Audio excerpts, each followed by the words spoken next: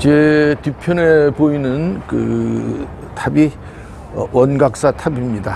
근데 이 원각사 탑을 만들게 된 이유, 또 그리고 이제 여기에 어떤 그 사찰명을 원각사로 다 지은 이유, 이런 것들은 모두 원각경이라고 하는 경전에 의해서 이러한 그 시설을 설치하게 됐습니다.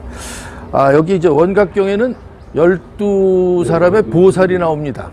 그 중에서 첫 번째 나오는 보살이 문수사리 보살이고 11번째 나오는 보살이 원각보살입니다. 그런데 이제 이분들이 왜 이렇게 나왔느냐, 뭐 이런 얘기들이 여러 가지가 이제 이렇게 설명을 한 게 뭐 많이 있습니다만은, 저는 여기 내용 중에서 지금 현재 그 10층으로 되어 있는 그 10층부터 설명을 해드리도록 하겠습니다. 원래 10층 위에는 상륜부라고 해가지고 뭐냐면 그 석장 뭐 이런 것을 꼽아놨다고 그래요. 제가 이 내용은 그 스가와라 아쯔시 교수라고 하는 분이 쓴 서유기의 발자취를 따라서 해서 나와 있는 내용들을 가지고 제가 그 설명을 더 해드리도록 하겠습니다. 10은 열십자가 됩니다. 거기에다가 한 획을 그으면 흑토자가 되고, 그것은 오행상 중앙이 되는 것이고 중심이 된다, 이렇게 볼 수가 있는 겁니다. 이 탑을 세운 분은 바로 누구냐면은 세조대왕인데, 세조대왕은 여러분들이 아시다시피 조카인 단종을 폐위시키고 당신이 그 왕위에 오르셨습니다. 그러니까 어떻게 보면 정당성이 상당히 결여된 분이시고 또 많은 사람들을 그 죽음에 몰아넣습니다.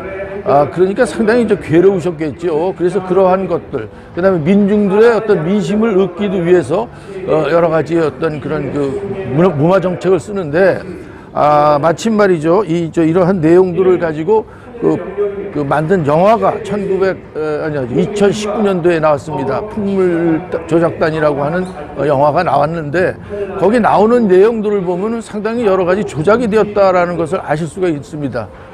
그 이유는 뭐냐 하면은 그 사찰에 가서, 화엄사에 가서 누가 그 기도를 하게 되느냐 하면 효령군이 거기서 기도를 합니다.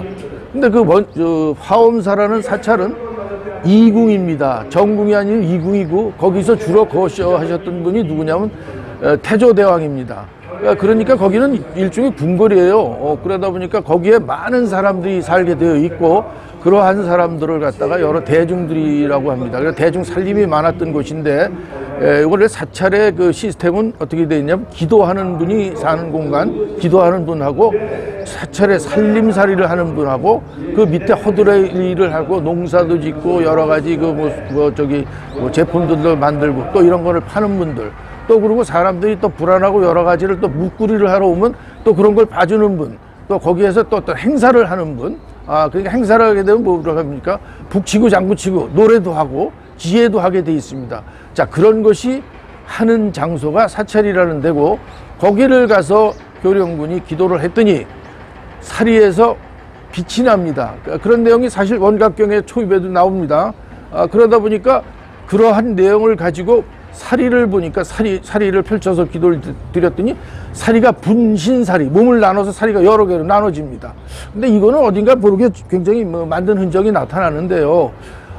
이러한 그 전에 과거에 있었던 일은 아쇼카 왕이라고 하는 인물이 있는데, 이분이 인도를 갖다가 거진 이제 통일을 한 다음에 자기가 또 사람을 많이 죽입니다. 그러니까 여러 가지 또 불안하고 민중들을 갖다가 합심을 만들고 교화를 시킨다는 의미에서 부처님의 그 사리가 계셨던 탑을 갖다가 해체를 하고 거기서 나오는 사리를 갖다 여러 군데다가 이제 나눠서 그 부두탑을 만듭니다. 그게 이제 지금 현재 남아있는 탑, 샨치탑의 어떤 그런 샨치탑을 만든 그런 이유가 되겠습니다.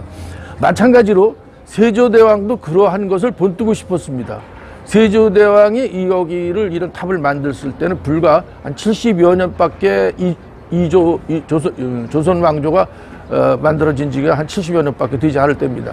그러니 궁벽한 곳에서 사시는 여러 백성들은 왕조가 바뀌었는지도 몰라요. 그래서 아마 여러분들하고 나중 시간에 또 다시 그런 얘기를 좀 더 보충을 하겠습니다만, 그래서 이제 이러한 것들을 갖다 행사를 함으로써 뭐 여러 가지 사람들한테 자기의 어떤 뜻을 이렇게 좀 펼치고 뭐 좀 사람들 민심을 달래려고 하는 거죠.